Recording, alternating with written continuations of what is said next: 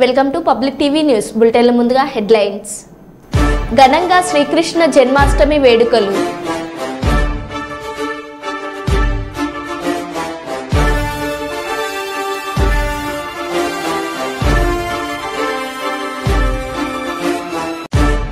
తుడి పట్టణంలో గంజాయి మత్తులో యువకుడు వీరంగం.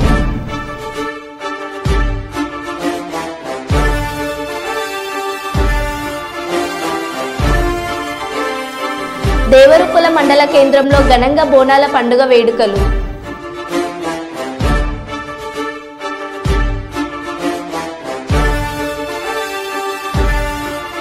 సుల్తానాబాద్లో మినీ స్టేడియం ఏర్పాటుకు కృషి చేస్తానన్నారు పెద్దపల్లి ఎమ్మెల్యే.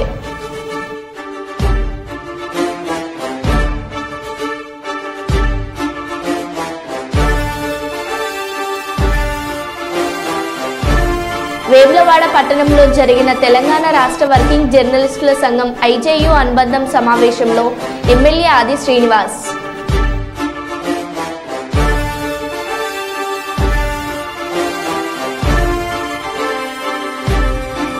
ఇక వివరాల్లోకి వెళ్తే, మహారాష్ట్రలో భారీ వర్షాలు దంచుకొడుతున్నాయి. దీంతో నాసిక్ జిల్లాలో గోదావరి నది ఉప్పొంగి ప్రవహిస్తుంది. నది ఒడ్డున గల ఆలయాలు పూర్తిగా నీటిలో మునిగిపోయాయి. ఇందుకు సంబంధించిన చిత్రాలు, వీడియోలు వైరల్ అవుతున్నాయి. గోదావరి ఉధృతి దృష్ట్యా ఎవరూ నది ఒడ్డుకు వెళ్లొద్దని స్థానిక అధికారులు విజ్ఞప్తి చేశారు. గంగాపూర్ డ్యాం నుంచి ఆదివారం నీటిని విడుదల చేయడంతో గోదావరి నీటి మట్టం పెరిగింది. దీంతో రాంకోట్ ప్రాంతంలోని పలు ఆలయాలు నీట మునిగాయి.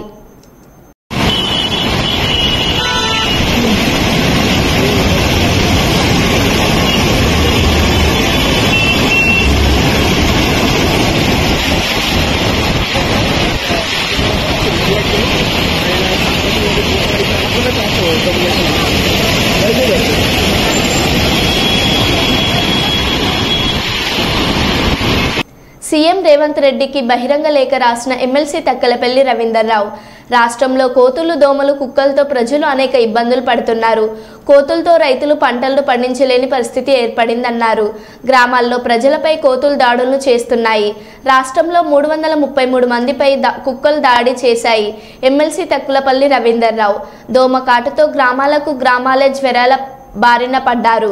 ప్రభుత్వం వెంటనే చర్యలు తీసుకోవాలని ఎమ్మెల్సీ తక్కలపల్లి రవీందర్రావు డిమాండ్ చేశారు.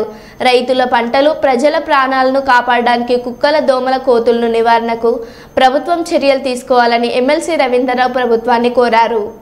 ఎంత దుర్మార్గంగా పట్టి పీడిస్తుందనేది, ఎన్ని రకాల ఆర్థిక పరమైనటువంటి నష్టాన్ని కలిగిస్తుందనేది, ఇది ప్రజలు అనేక గ్రామాలు నేను సందర్శించి నేను స్వయంగా అనుభవించాక నేను సేకరించిన విషయమే. గ్రామంలో మొక్కజొన్న కంకులు అమ్మడానికి వస్తున్నారు, కూరగాయలు అమ్ముతున్నారు, కొబ్బరి బొండాలు అమ్ముతున్నారు, ఆ తర్వాత అనేక రకాల పండ్లు అమ్ముతున్నారు. గ్రామాలలో పుచ్చకాయలతో సహా ఆ కందగడ్డలు, అవి మొరంగడ్డలు కూడా ఆటోలలో వచ్చి అమ్మిపోతుంటే, వారు గ్రామాలలో తిరిగి ఆటోలలో తిరిగి తాముతుంటే నిజంగా ఆశ్చర్యం అనిపిస్తాను.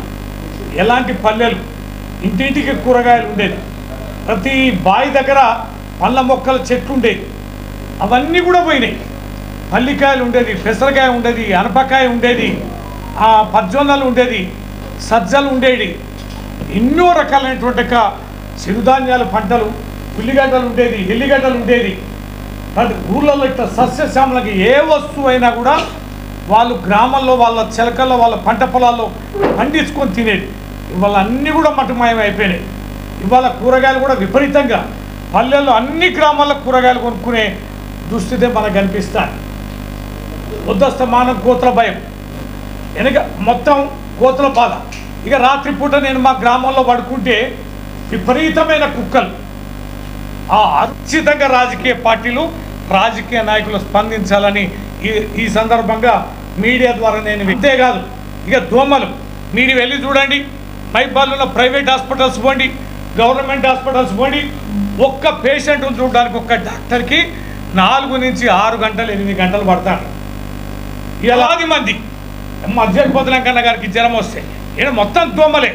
ఏంటి కారణం ఏంటంటే విపరీతమైన దోమలకు సంబంధించి ఒక మూకుమ్మడి చర్య అనేది చేపట్టకపోవడం వల్ల ప్రజలు ఇలా చిన్నోళ్ళు గారు పెద్దోళ్ళు గారు అన్ని స్థాయిలో ముఖ్యంగా పేద మధ్యతరగతి కుటుంబాల వారైతే కుటుంబం పోయి ఇవాళ ప్రైవేట్ హాస్పిటల్లో ఇవాళ వైద్యంకి వేలాది లక్షలాది రూపాయలు చెల్లించుకుంటున్న విధానాన్ని మీరు ఒక్కసారి మీడియా వాళ్ళు కూడా ఫోకస్ చేయాలి. ఆ హాస్పిటల్ ముందు క్యూలు కట్టిన మెడికల్ షాపుల దగ్గర మందులు తీసుకోవాలంటే 2 నుంచి 3 గంటల సమయం పడుతుంది.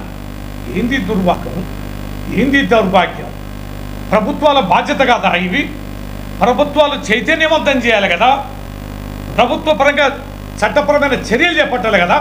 అందుకనే నేను మీకు కొన్ని అన్ని ఎన్జిఓలతోటి, అన్ని ప్రభుత్వ సంస్థలతోటి, ప్రభుత్వంతో, అనేక ప్రజా సంఘాలతోటి, రాజకీయ పార్టీలతోటి, సామాజికవేత్తలతోటి రాష్ట్ర వ్యాప్తంగా విపరీతంగా చర్చలు చేసి విస్తృత ప్రచారం చేసి కుక్కలని, కోతులని, దోమల్ని కట్టడి చేయండి.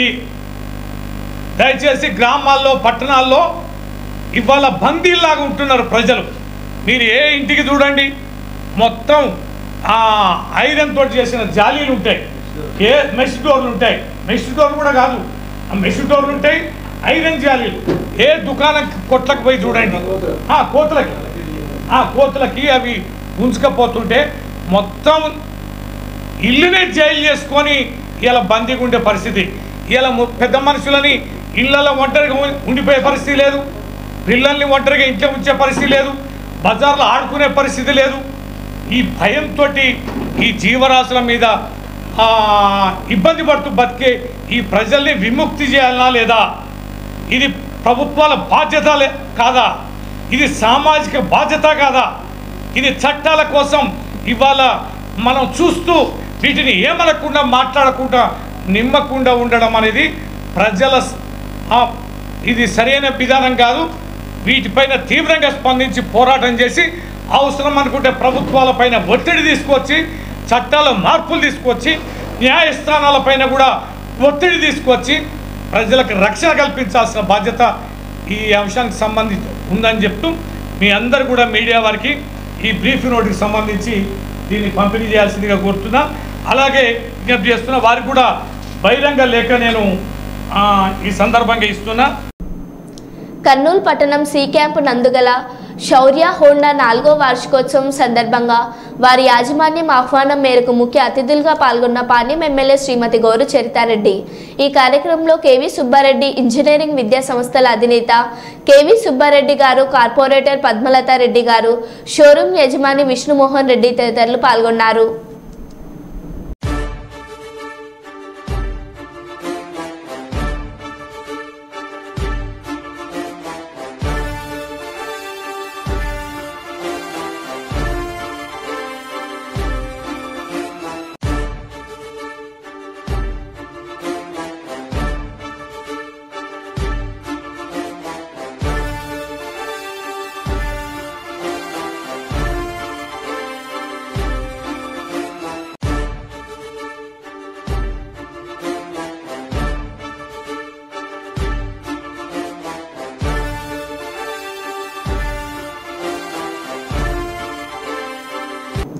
కుప్పం కొత్తపేట యువత ఆధ్వర్యంలో నిర్వహించిన ఎన్పిఎల్ ప్రీమియర్ లీగ్ క్రికెట్ టోర్నమెంట్లో ఈరోజు ఫైనల్ మ్యాచ్లో విజయం పొందిన జెల్సా బాయ్స్ టీంకు 31,111 రూపాయల కుప్పం తెలుగుదేశం పార్టీ నియోజకవర్గ ఇన్ఛార్జ్ పిఎస్ మునిరత్నం, రాష్ట్ర టీడీపీ పార్టీ ప్రధాన కార్యదర్శి పి గోపినాథ్, విస్తీర్ణ కమిటీ విభాగ సభ్యులు మంజునాథ్ అందజేశారు. రెండవ బహుమతిని పొందిన వి కోట రెబల్ ఫైటర్స్ జట్టుకు 21,000 రూపాయలు బెర్దనపల్లి సర్పంచ్ జీకే సంతోష్, కొత్తపేట యూనిట్ అప్పు ముఖేష్ అందజేశారు.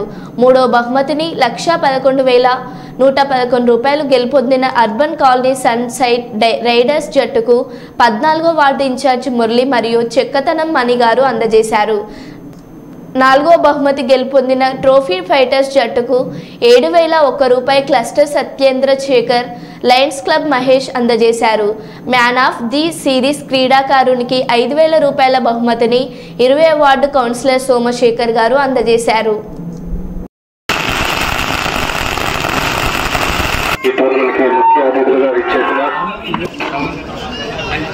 మన కుప్పం ఏఎన్సీ మాజీ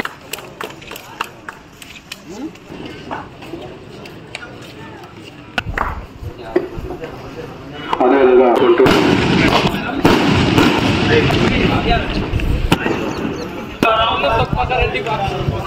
ఈరోజు చాలా బ్రహ్మాండంగా స్పేస్ కానీ ఎడ్యుకేషన్ కి సంబంధించింది కానీ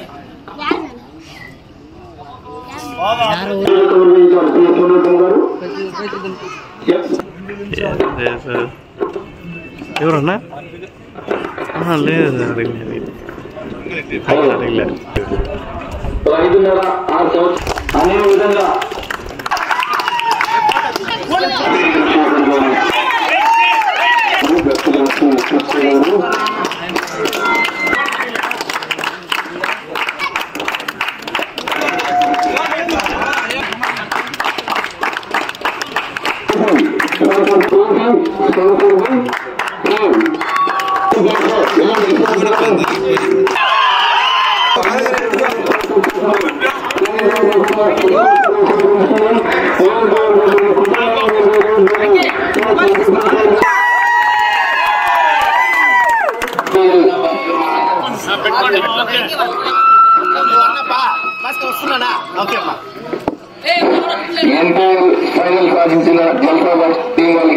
వేములవాడ పట్టణంలో జరిగిన తెలంగాణ రాష్ట్ర వర్కింగ్ జర్నలిస్టుల సంఘం ఐజేయు అనుబంధం సమావేశంలో ఎమ్మెల్యే ఆది శ్రీనివాస్ హాజరయ్యారు. తెలంగాణ రాష్ట్రంలోనే గట్టి పట్టున్న సంఘంగా గుర్తింపు పొందిన ఐజేయు సమావేశానికి రావడం అదృష్టంగా భావిస్తున్నారు. జర్నలిస్టు సంఘం అనేది ఫోర్త్ ఎస్టేట్గా పిలువబడుతూ సమాజ శ్రేయస్సు కొరకు కృషి చేస్తున్న మాట వాస్తవం అన్నారు ఎమ్మెల్యే ఆది శ్రీనివాస్.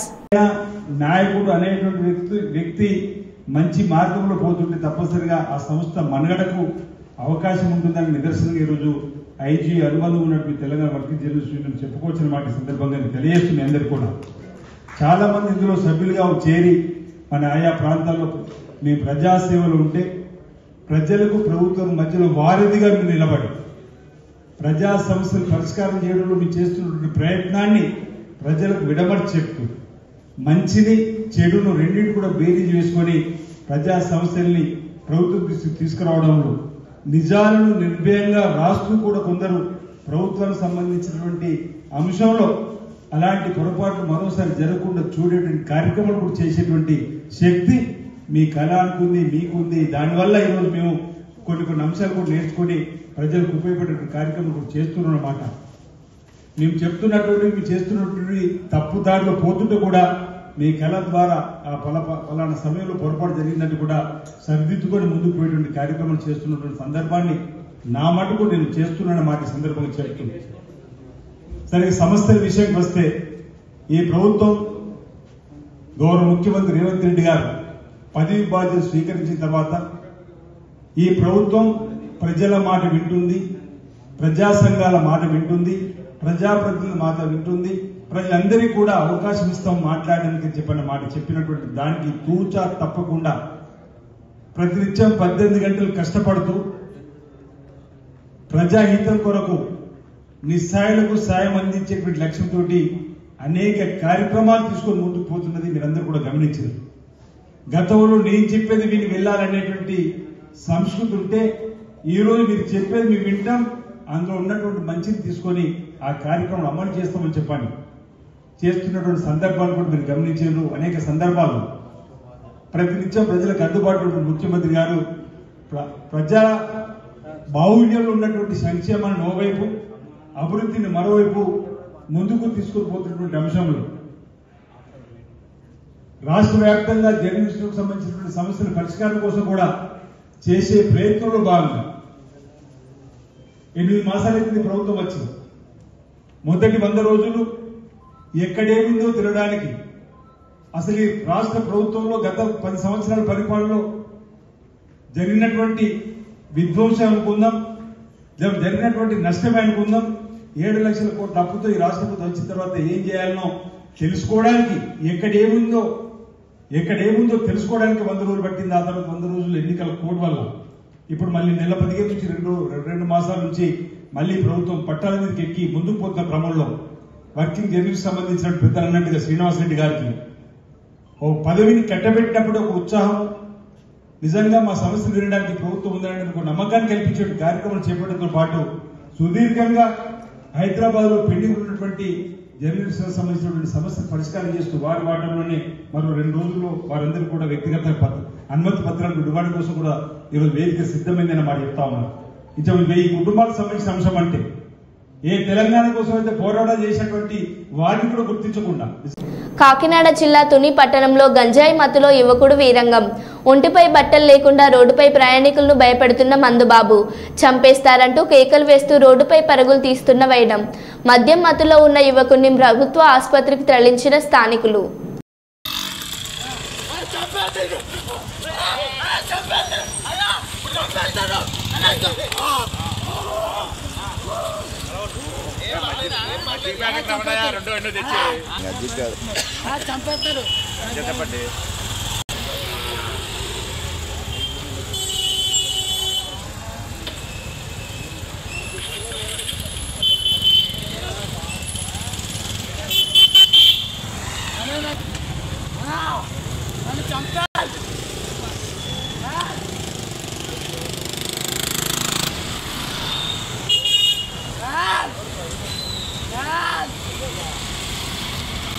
రాజన్న సిరిసిల్ల జిల్లా కేంద్రంలోని విద్యానగర్లో గల పద్మనాయక కళ్యాణ మండపంలో ఇస్కాన్ ఆధ్వర్యంలో శ్రీకృష్ణ జన్మాష్టమి వేడుకలు ఘనంగా నిర్వహించారు.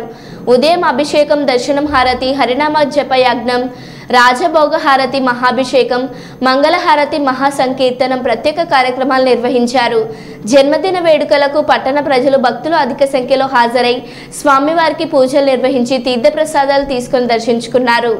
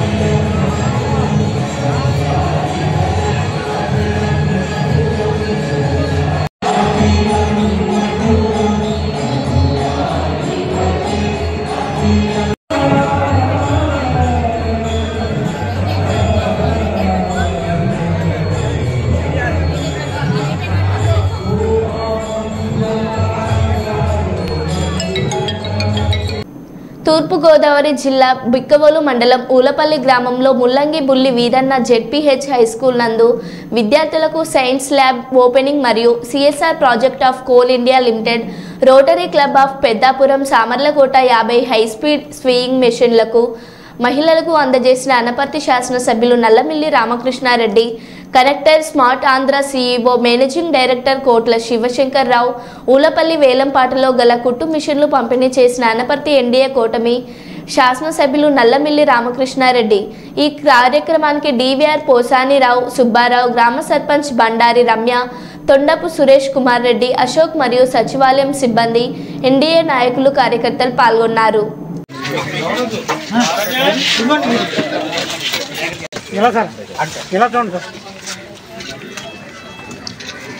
Okay sir.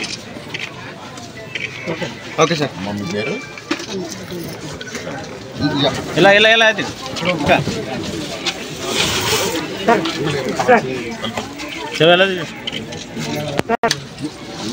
సార్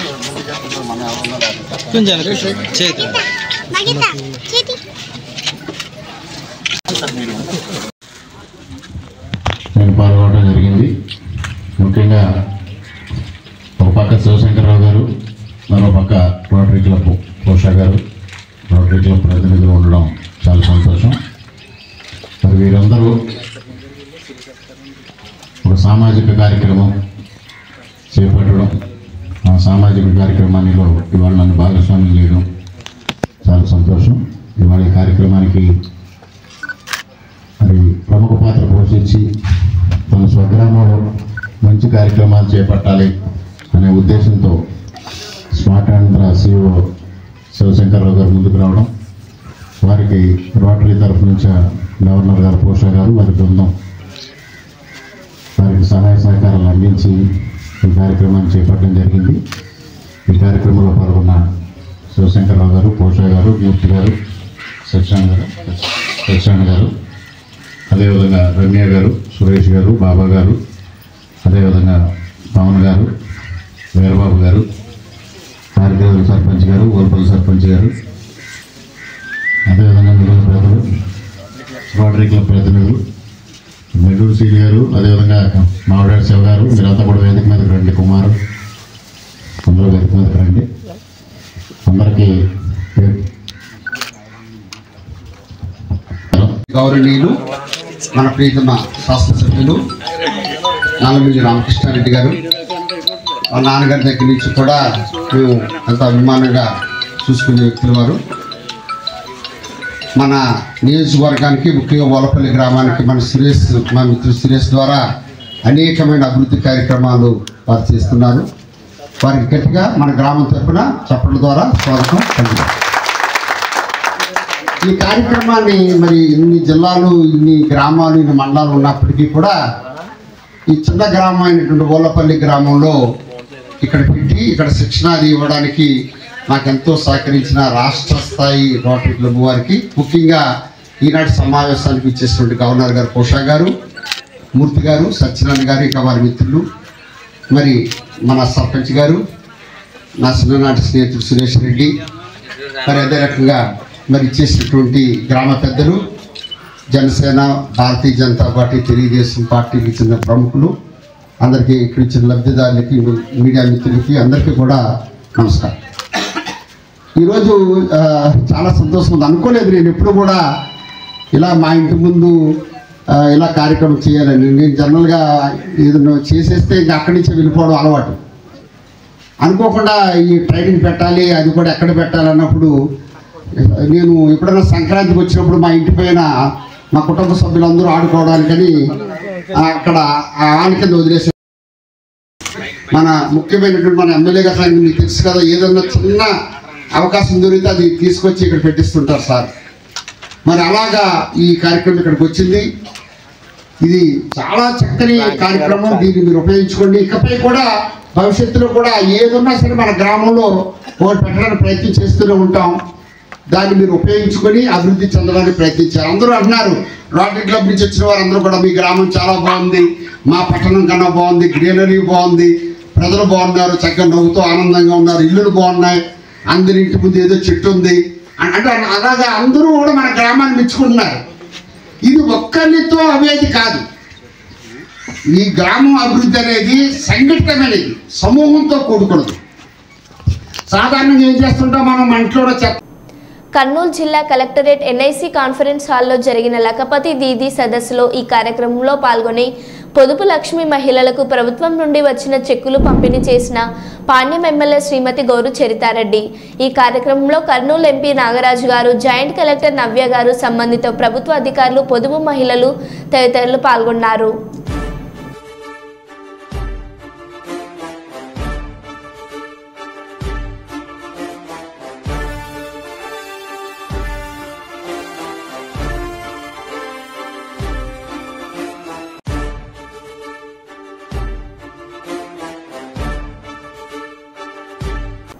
మరో బులెటిన్లో మళ్ళీ కలుద్దాం. Stay tune.